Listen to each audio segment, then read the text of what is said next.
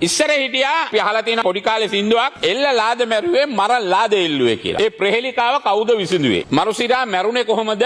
මැරුවේ කොහොමද කියලා දන්නේ නැහැ. ඒ ප්‍රහේලිකාව කවුද විසඳුවේ කිව්වට තාම ඒ ප්‍රහේලිකාව මේ රටේ විසඳිලා නැහැ. ඉස්සර හිටියේ අලුගෝසුව. අලුගෝසුව පෙන්ෂන් යවුවා. දැන් අලුගෝසුවෙක් හොයාගන්න කියලා පහුගිය කාලේ ආණ්ඩුව වලින් කිව්වා. ලණුවකුත් ගෙන ආවරට. හැබැයි අපි තාම පාර්ලිමේන්තුවේ සම්මත කරේ නැහැ අලුගෝසු තනතුරු සහ ලණුව. අන්න අලුගෝසුව ඉන්නවා දැන් අල්ලස් කොමිසමේ බස් වල ටයර් නැහැ දැන් බස් ගොඩක් නවත්තලා CTB ඩිපෝල. ලබන මාසේ ඉඳන් මහා භාණ්ඩාගාරයෙන් මුදල් ඉල්ලලා තියෙනවා කියලා මට ආරංචියක් ලැබුණා. මහා භාණ්ඩාගාරයෙන් මුදල් දුන්නේ නැත්නම් CTB බස් 150ක් නවතිනවා ගම් වලට දුවන. මොකද අන්තරයට හොයාගන්න ඕන නම්, ගෙවල් හොයාගන්න ඕන නම් අර පේරාදෙණිය විශ්වවිද්‍යාලයට දැන් ලේසි. මොකද පේරාදෙණිය දුම්රිය ස්ථානේ වහලා. කෝච්චි ආයේ යන්නේ නැහනේ. කෝච්චි යනවා කියලා අපිට බලාපොරොත්තු වෙන්නේ නැහනේ. පේරාදෙණිය තියෙන සරසවි උයන කියලා ලස්සන දුම්රිය ස්ථානයක්. එතන තියෙනවා දුම්රිය දෙපාර්තමේන්තුවේ කෝටස්. අන්න ඒ ටික දැන් අල්ලගන්න කියන්නේ මොකද කෝච්චි ආයේ නුවරට යනවා කියලා අපිට විශ්වාසයක් නැහැ. ඒ විශ්වාසය අපිට දැන් ඒ විශ්වාසය නැහැ. අපේ ජනාධිපතිතුමා රටේ ජනාධිපති. එයා මුදලාලි කෙනෙක් නෙවෙයි, කොම්පැනි එකක් කෙනෙක් නෙවෙයි. එයා එක තැනකට ගිහිල්ලා කියනවා අපිට තෙල් වැඩි කරන්න වෙනවා. තෙල් වැඩි කරන්න නම් අපිට ජනාධිපති කෙනෙක් ඕනේ නැහැ. තෙල්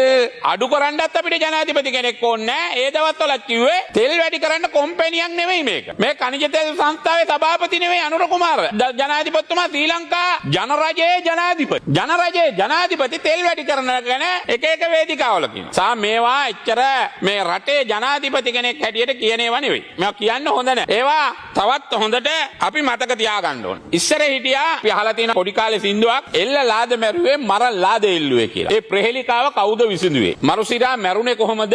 මැරුවේ කොහොමද කියලා දන්නේ නැහැ. ඒ ප්‍රහේලිකාව කවුද විසඳුවේ කිව්වට තාම ඒ ප්‍රහේලිකාව මේ රටේ විසඳිලා නැහැ. මරුසිරා මැරිලා අද වෙනකොට අවුරුදු 40ක් විතර. හැබැයි අද ප්‍රහේලිකා දෙකක් තියෙනවා මැතිනියනි. අල්ලස් කොමිසමේ නිසා දෙන්නේ බෙල්ල වැල දාගත්තා. ඒ බෙල්ල වැල දාගත්ත දෙන්නම සාක්ෂි නැහැ. නඩු වලට සාක්ෂි නැතුව දෙන්නම මැරුණා. මැරෙන්න හේතුව තමයි ඉස්සර හිටියේ අලුගෝසුව. අලුගෝසුව පෙන්ෂන් යවුවා. දැන් අලුගෝසුවෙක් හොයාගන්න කියලා පහුගිය කාලේ ආණ්ඩුව වලින් කිව්වා. ලණුවකුත් ගෙන ආවරට. හැබැයි අපි තාම පාර්ලිමේන්තුවේ සම්මත කරේ නැහැ අලුගෝසු තනතුරු සහ ලණුව. අන්න අලුගෝසුව ඉන්නවා දැන් අල්ලස් කොමිසමේ. එයා තමයි අලුගෝසුව දැන්. මොකද එයානේ ගෙනල්ලා එයාර එල්ල ලාද මැරුවේ මර ලාද එල්ලුවේ නෙවෙයි. ඒ ප්‍රහේලිකාව කවුද විසඳුවේ නෙවෙයි. එයා ලස්සනට ප්‍රහේලිකාව විසඳනවා. සාක්ෂි දීපන් රජයේ සාක්ෂිකාරයෙක් වෙයා නැත්තම් උඹට එල්ලිලා මැරෙන්න වෙනවා. සාක්ෂි නැතුව ලස්සනට එයා අලුගෝසු වැඩේ කරනවා. බයිබරි කොමිෂන් සභාව අස්සේ. මේවා මේ රටේ වෙච්ච දේවල් නෙවෙයි. මේ රටේ උගත් බුද්ධිමත් අල්ලස් කොමිසමේ සභාපතිලා අධ්‍යක්ෂකවරු ඉන්න තැනක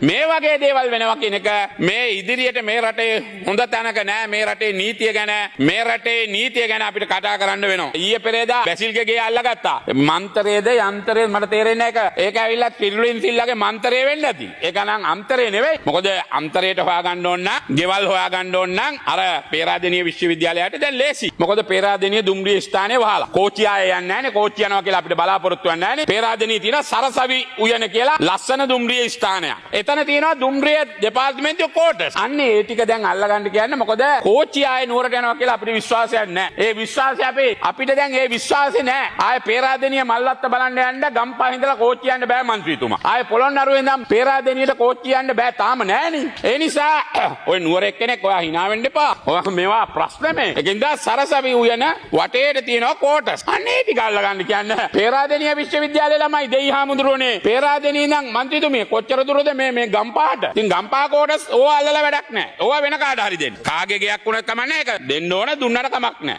බස් වල ටයර් නෑ දැන්. දැන් බස් ගොඩක් නවත්තලා CTB ඩිපෝල. ලබන මාසේ ඉඳන් මහා භාණ්ඩාගාරයෙන් මුදල් ඉල්ලලා තියෙනවා කියලා මට ආරංචියක් ලැබුණා. මහා භාණ්ඩාගාරයෙන් මුදල් දුන්නේ නැත්නම් CTB බස් 150ක් නවතිනවා ගම් වලට දුවන. ඒ විතරක් නෙවෙයි ඩ්‍රයිවර්ලා කොන්දොස්තරලාට පඩි ගවා ගන්න බැරි තත්ත්වයට පත් වෙලා තියෙනවා. අපිට මතකයි මේ හරිය කට්ටිය කිව්වා කලුතර ඩිපෝ එකේ ලාභ ලබනවා. මට සර් කියලා කතා කරා. පහුගිය කාලේ මට හැන්සාඩ් එකේ මතකයි මෙතන മന്ത്രിතුමෙක් කතා කරනවා. හැබැයි තාම CTB එක පාඩු ලබන ආයතනයක් බවට පත් වෙලා තියෙනවා. CTB එක වැටුණොත් පාසල් ළමයින්ගේ ප්‍රශ්න විශාල වශයෙන් ප්‍රශ්න තියෙනවා. ඒගොල්ලොන්ට මේ යන එනමන් නැති වෙනවා. ඒක නිසා මේවා මං හිතන්නේ මේ බලලා වැඩ කරමු. CTB එකට හදන්න බැරි නම් ආයේ ඕගොල්ලෝ ආවේ වෙන මොනවත් හදන්න නැත්නම් ඒකවත් හදන්න කියන්නකෝ. පාරවල් කෝච්චි පාර හැදුවේ නැතුවත් කමක් නැහැ. කෝච්චි පාර වැඩිය වටිනවනේ. CTB එකට ටයර් ටික අරන් දීලා බස් ටික දුවවන්න ඩීසල් ටික ගාලා ඩ්‍රයිවර්ලාගේ කොන්දොස්තරලාගේ පඩි ටික දෙන්න කියන්නකෝ. ඒ ටික දී ගන්න බැරි තත්ත්වයට දැන් ආණ්ඩුව පත් වෙලා තියෙනවා. අර අපි ගිහිල්ලා ඔය මල්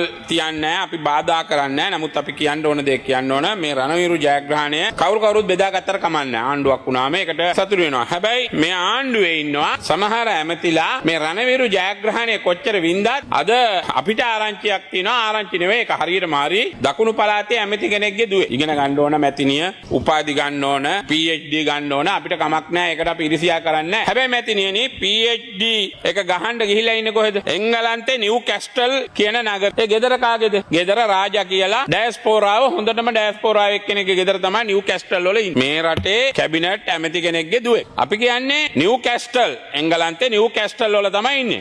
හින්දකෝ නම් කියන්න අපි කැමති නෑ. නම් කියන්නෙත් නෑ. ඒක හරි නෑ. ඒ දරුවා ඉගෙන ගන්න එකට අපි කිසිම බාධාවක් නෑ. දරුවෝ ඉගෙන ගන්න ඕන. හැබැයි ඉතින් අපි කියන්නේ ඕගොල්ලෝ ඩයස්පෝරාව එක්ක ඉන්නවා නම් කෙලින්ම ප්‍රකාශ කරන්න. ඒක අපිට ප්‍රශ්නයක් නෑ රටට. එහෙ එකක් මෙහෙ එකක් ගහන්න ඕනේ නෑ. ඩබල් ගේම් ඕනේ නෑ. ඒක අපි ඒගොල්ලොත් එකක් ඉන්නවා මේගොල්ලොත් එකක් ඉන්නවා කියලා කෙලින් කියන්නේ. ඒකට අපි කිසි ප්‍රශ්නයක් නෑ. ඊළඟට ජනාධිපතිතුමා නුවරඑළිය ගිහිල්ලා කිව්වා අපිට වාහන ගෙන්නන එක ගැන නුවරඑළිය හරි කොහේ හරි රැස්වීමක කිව්වා නතර කරන්න වෙනවා කියලා. සාමාන්‍ය කැබිනට් එකේ වෙන ප්‍රකාශයක් එහෙම කියන්න හොඳ නෑ. දැන් බලන්න ඊට පස්සේ වෙලා තියෙන දේ දැන් මේ වාහන වලට ටැක්ස් එකක් ගැව්වා. හැබැයි ඒ වාහන වලට ගාපු ටැක්ස් එකේ ප්‍රතිඵලය අපිට ගන්න පුළුවන්ද බෑ. මොකද හේතුව ජනාධිපතිතුමා කියලා ඊළඟ 14 වෙනිදා 13 වෙනිදා කිව්වා 14 වෙනිදා මේක ගහනකොට 15 වෙනිදා ගැහුවේ ගැසට් එක 150ක බද්ද වාහන 4000කට LC ඕපන් කරා. LC ඕපන් කළා 4000. හැබැයි ඒ 4000ෙම ඒ ආදායම ආණ්ඩුවට නෑ. වාහන 4000ක් කියන්නේ පොඩි ගාණක් නෙවෙයි. වාහන 4000ක් ගේනවා. වාහන 4000කට LC ඕපන් කරා. කොහමද ගේම? මේවා වෙන්නේ ඒවා නෙවෙයි. මේවා වෙන්න හොඳ නැති දේ. අපේ අලුත් වීඩියෝස් බලන්න Facebook පිටුවට ලයික් කරලා YouTube channel එක subscribe කරන්න.